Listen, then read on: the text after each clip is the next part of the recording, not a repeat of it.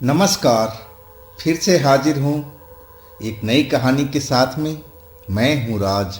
आप देख रहे हैं हॉरर स्टोरी। दोस्तों, ये घटना सुरेंद्र जी के साथ में घटी थी आज से करीब 20 साल पहले, जब सुरेंद्र जी 20-21 साल के रहे होंगे। सुरेंद्र जी एक रिश्तेदारी में गए थे और जब वहाँ से लौट रहे थे तो उनको लेट हो चुकी थी। जिस बस से आ रहे थे वो बस रास्ते में पंचर भी हो गई थी। हाँ, इसके बाद जब वो अपने स्टैंड पर उतरे तो करीब करीब रात के 11 बज चुके थे। सुरेंद्र जी लखनऊ के पास के रहने वाले हैं। तो चलते हैं इनकी इस कहानी में। लेकिन दोस्तों, अगर आप मेरे चैनल पर पहली बार जुड़े हैं और अभी तक मेरे चैनल को सब्सक्राइब नहीं किया है तो प्लीज़ कर लीजिए और साथ में बेल आइकन को ज़रूर दबाइएगा, वो भी ऑल पे करके, ताकि आप मेरी कोई वीडियो को मिस ना कर पाएँ। तो शुरू करते हैं आज की कहानी।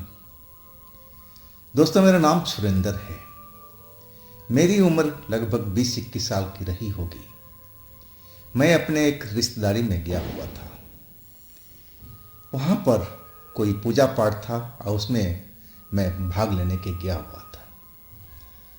मैं जल्दी लौट आता, लेकिन रिश्तेदारी के मामला है, अब बातचीत करने में ऐसा ही टाइम व्यतीत हो गया। लेकिन शुक्र था कि उनका जो गांव था सड़क के किनारे था और हमें ज़्यादा दूर पैदल चलना भी नहीं था।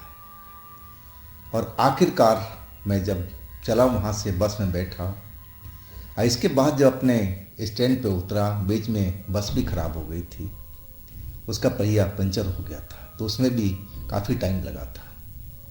और जब मैं अपने स्टैंड पर उतरा तो करीब रात के 11 बज चुके थे। लेकिन वो तो मेरा रात दिन का रास्ता था।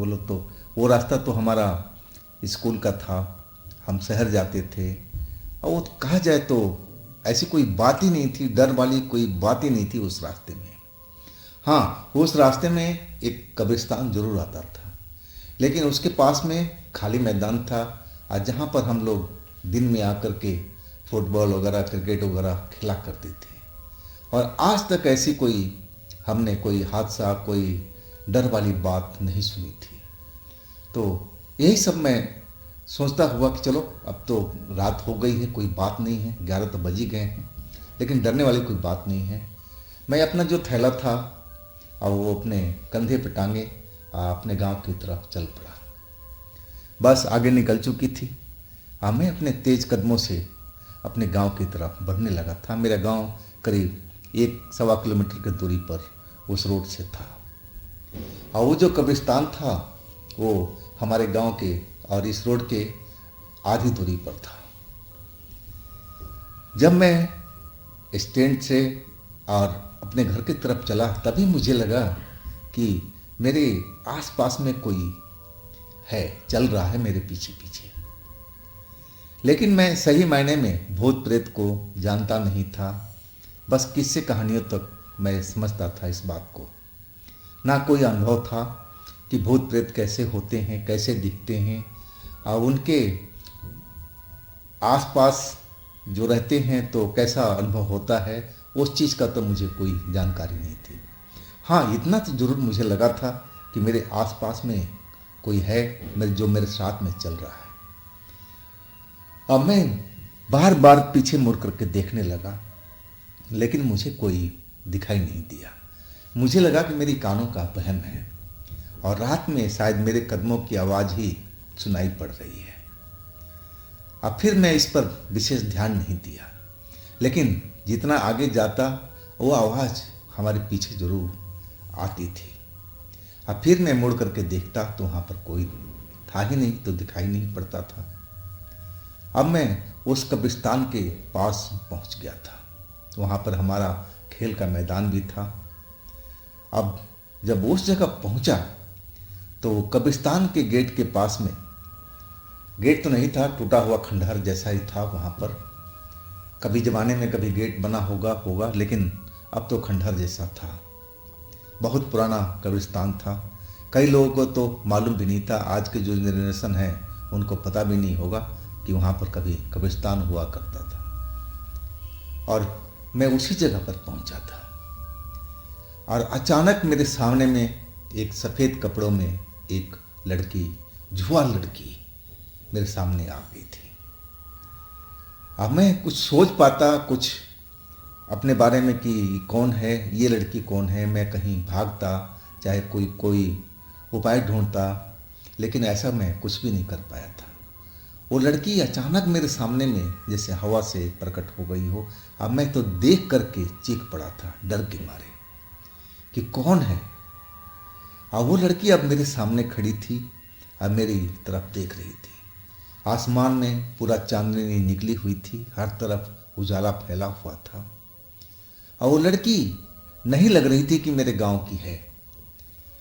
मैं तो अपने गांव की हर एक लड़की को जानता था, हर एक लड़के को जानता था, लेकिन वो शक्ल मेरे लिए अनजाना था। मैं तो कभी जिंदगी में कभी उसको देखा नहीं था। और वो मेरे सामने खड़ी मेरी तरफ घूर घूर करके देख रही थी।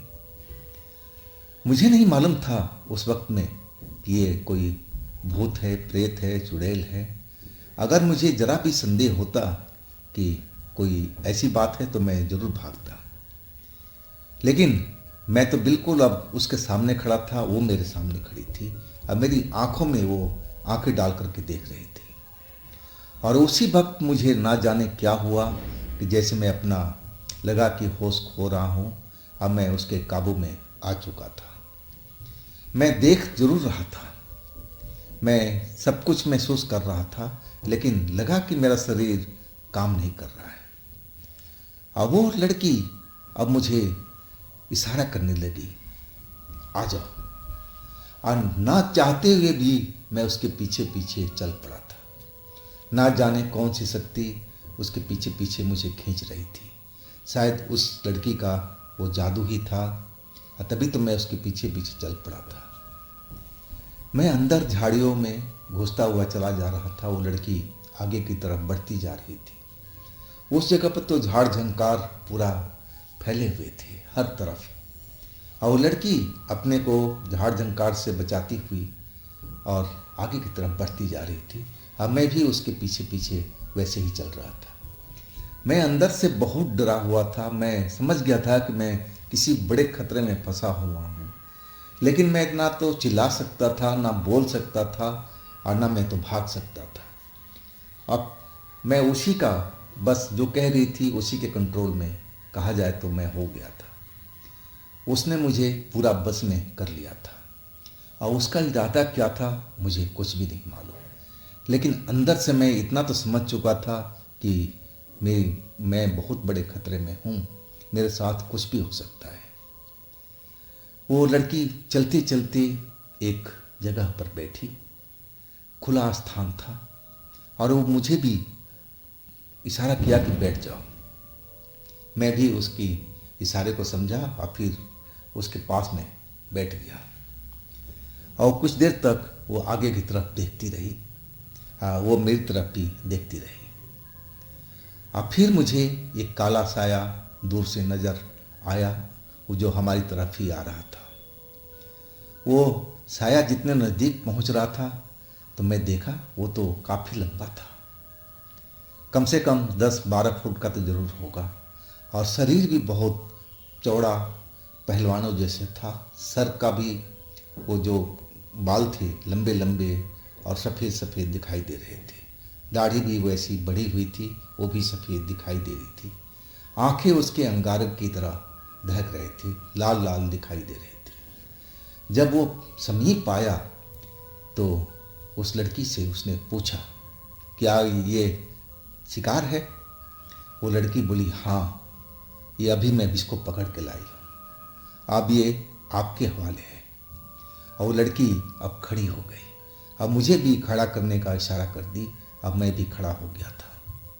जैसे लग रहा था कि वो बुजुर्ग जो लंबा चौड़ा पहलवान था जिसकी आंखें दहक रही थी, वो लड़की उसकी दासी है। जैसे ही वो सलूट कर रही थी, आदर दे रही थी, तो मैं तो इतना ही समझ पाया था। और वो लड़की अब मुझे आगे बोले कि आगे जाओ, और वो खुद पीछे हट गई। अब मैं उस पहलवान के सामने में खड़ा था, अधेड़ व्यक्ति के सामने में, जिसकी लंबाई 12 फीट से कम नहीं होगी। मैं तो उसके सामने बिल्कुल छोटा बच्चा सा दिख रहा था, और वो मेरी तरफ देखने लगा ध्यान से, और फिर अपना लंबा हाथ मेरे गर्दन की तरफ बढ़ा दिया, जैसे वो मुझे गर्दन से पकड़ करके हवा में उठा देगा। मेरे कंधों पर बैग टंगा हुआ था, और जैसे ही उसने मेरे गर्दन पर हाथ लगाया, लगा कि उसके हाथ में कुछ तकलीफ हुई है, और वो जल्दी से मेरे गर्दन को छोड़ दिया। मैंने देखा उसके हाथ में से धुआं सा निकल रहा था, और वो चीखने लगा, चिल्लाने लगा। वो एक तरफ को जिधर से आया था और उस तरफ भागता हुआ चला गया। वो लड़की जो हमारे पीछे खड़ी थी, मैंने देखा वो डर के मारे थर थर थर थर कांप रही थी, उसके गुस्से के कारण, जितना वो गुस्सा होकर के उस लड़की पर गया था। और वो लड़की भी फिर मुझे छोड़ करके और उसकी तरफ भाग गई थी। मैं कुछ देर तो वहीं पर मैं खड़ा रहा था। मैं तो अपने होश में ही नहीं था। होश में मतलब मैं उस लड़की के बस में था, बाकी सब कुछ मैं देख रहा था, महसूस कर रहा था। आज जैसे ही लड़की मेरी नज़रों के सामने से उजूल हुई, अब मैं अपना चेतना में वापस आ चुका था, और मैं अब देरी नहीं किया उस जगह से भागने में। मैं समझ गया था कि आखिर उस शैतान का हाथ मेरे गर्दन पर रखते हुए क्या हुआ था। मेरे जो थैला गर्दन पर टंगा हुआ था, और उसमें वो प्रसाद था जिस भगवान की हमारे रिश्तेदार के घर में पूजा हुआ था, और वो प्रसाद मुझे घर पर देना था अपने परिवार में। इसीलिए मैं वो प्रसाद को अपने थैले में संभाल करके ले आया था, और उसी प्रसाद का असर था, जहाँ तक मुझे अनुमान है। नहीं तो वो तो शैतान मेरी गर्दन को तोड़ ही देता। अब फिर मैं अपने घर की तरफ भाग चला था। घर पहुंच गया मैं, लेकिन डर तो बहुत लगा था उस रात को। मैं इतना डर कभी मैं बर्दाश्त नहीं किया था, ना इतना डर मुझे कभी लगा था। घर पर पहुंच करके अपने घर वालों को सारी बात बताया। घर वाले भी हैरान थे, और कहने लगे ऐसा कैसे हो सकता है, उस जगह पर तो तुम लोग खेलते रहते हो, जाते रहते हो, कभी अंधेरा तक खेलते हो, तो ऐसा कैसे हो सकता है। लेकिन अब जो होना था वो तो हो चुका था। अब घर वाले भी मुझे बताने लगे थे कि देखो बेटा, इस प्रसाद का ही वजह है कि वो शैतान और वो लड़की तुम्हें छोड़ करके भाग गई। अगर ये प्रसाद तुम्हारे पास में नहीं होता तो हो सकता था कि वो तुम्हारी जान ले लेता। और मैं तो अपने घर वालों की बात सुन करके अब बेहद डर चुका था। अब तो मैं उस मैदान में खेलने तक नहीं जाता था, अंदर में इतना डर समा चुका था। लेकिन आखिर कब तक घर में बैठता, पढ़ाई के बाद खेलना भी जरूरी था। और कभी कभी मैं दिन में जाने लगा था लड़कों के साथ में।